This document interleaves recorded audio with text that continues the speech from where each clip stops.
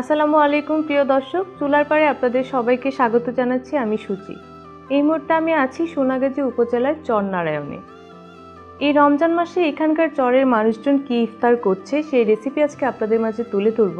আশা করছি চুলারপাড় অনুষ্ঠানের সাথেই থাকবেন। দর্শক, মূলত এই শীতল পিঠার কোয়ানি ফেনী ও নোয়াখালী অঞ্চলের মানুষজন বেশ পছন্দ করে। আপনারা দেখতে পাচ্ছেন এই পিঠার রান্নার ধরনটা একটু অন্যরকম। এখানে একটি বিশেষ জিনিস ব্যবহার করা হয়েছে, সেটা হলো রাব। খেজুরের রসকে অনেকক্ষণ জাল দেওয়ার পর বানানো হয় এই রাব। আরেকটা জিনিস আপনারা লক্ষ্য করবেন, এখানে প্রচুর পরিমাণে নারিকেলের ব্যবহার করা হয়েছে। আসলে ফেনী ও নোয়াখালী অঞ্চলে প্রচুর পরিমাণে নারকেল হয়ে থাকে, তাই এসব জায়গার মানুষেরা নারিকেল ব্যবহার করতে বেশ পছন্দ করে।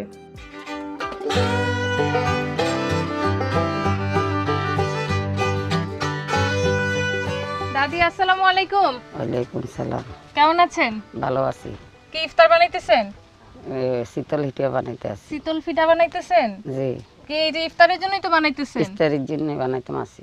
এই যে পিঠা বানাচ্ছেন, এই যে বলছেন তো চিতই পিঠা বানাচ্ছেন না, তো এখানে যে কি কি দিতে হবে?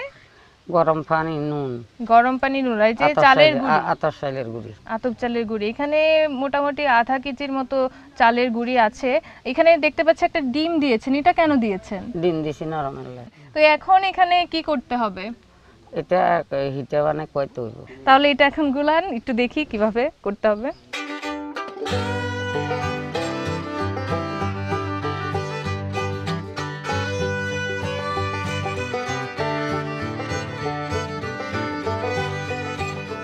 কতক্ষণ লাগবে হতে?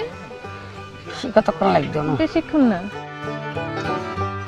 এই যে এখানে আমি দেখতে পাচ্ছি আপনি একটা রস রেখেছেন, এটা দিয়ে কি করবেন? এটা দিয়ে এটা কোয়াইব। এটা কিসের রস? খেজুর গাছের রস। খেজুরের রস। এটা কি গরম পানিতে দিবেন? জি। দাদি পিঠা তো মনে হয়ে গেছে না? পিঠা হয়ে গেছে। এখন কি নামাবেন? বাহ, অনেক সুন্দর হয়েছে, অনেক গোল, দেখতে মনে হয়েছে আসলেই অনেক নরম হয়েছে। এই যে আপনারা দেখতে পাচ্ছেন কত সুন্দর সাইজের একটা পিঠা হয়েছে। এই যে এখানে আবার এগুলো কেন হয়েছে? জালি ফুড়ি। আচ্ছা, এখন কি আরেকটা দিবেন? জি। আচ্ছা,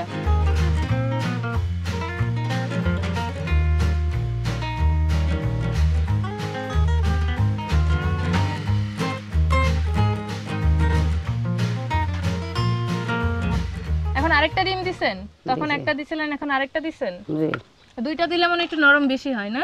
জি। আচ্ছা,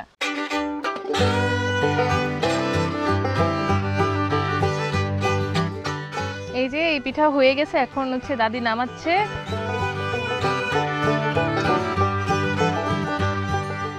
দাদি এখন এটা নামায় তো গরম পানি দিবেন না? আচ্ছা, আমি দিচ্ছি গরম পানিটা। আপনি তাহলে এটা নামান, আমি আপনার গরম পানিটা দিচ্ছি।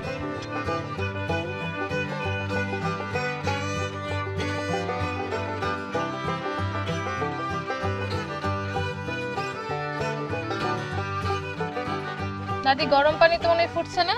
ফুটছে। এখন কি দিবেন? আবার লবণ না? লবণ দিব, নারকেল দিব। দিচ্ছি আপনাকে। নারকেল দিব, খেজুরের রস দিব। আচ্ছা, এই যে লবণ তাহলে দেন এখানে। লবণের পরে আর কি দিতে হবে? এখন রস এখনই দিয়ে দিবেন রস? জি। একটু খুলেন, আমি দিয়ে দিই।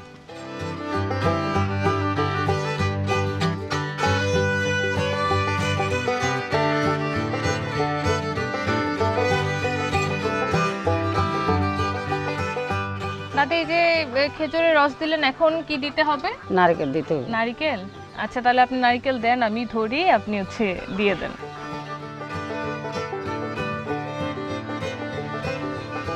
দর্শক দেখতে পাচ্ছেন দাদি হচ্ছে নারকেল দিচ্ছে।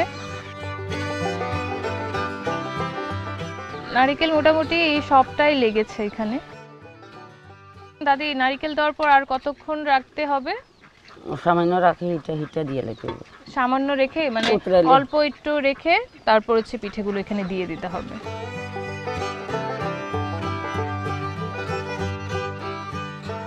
মানে এই যে নারকেলটা দেওয়ার পর মোটামুটি একটা জাল হলেই এই পিঠেগুলো দিয়ে দিতে হবে।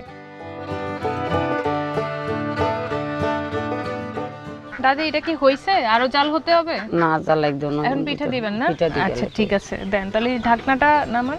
দর্শক, এই যে এখন পিঠে দিতে হবে।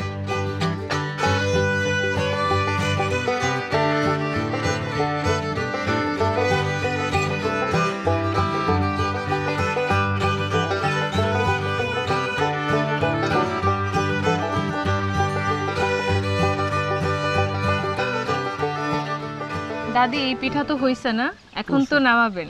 দেখি দর্শক আসলে এটা দেখতে কেমন হয়েছে, দেখতে যদি ভালো হয় খেতেও কিন্তু অনেক ভালো হবে। আমরা দিতাম না ফাতিলে হ্যাঁ দিতাম হ্যাঁ, যে এখানে দেন।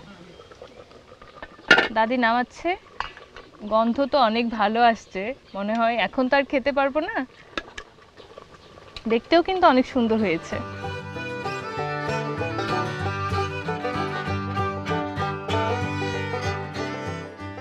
আসলে পিঠে হচ্ছে নরম থাকার কারণে একটু ভেঙে গেছে, কিন্তু গ্রান কিন্তু অনেক ভালোই আসছে।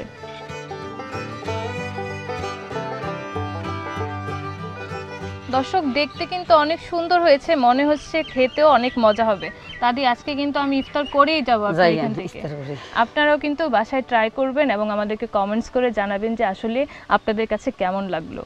এই পুরো রমজান মাস জুড়ে বিভিন্ন জায়গার ঐতিহ্যবাহী ইফতার নিয়ে অন্য কোনো দিন আপনাদের মাঝে হাজির হব, কিন্তু আজকের মতো এখানেই বিদায় নিচ্ছি। সবাই ভালো থাকবেন, সুস্থ থাকবেন, আল্লাহ হাফেজ।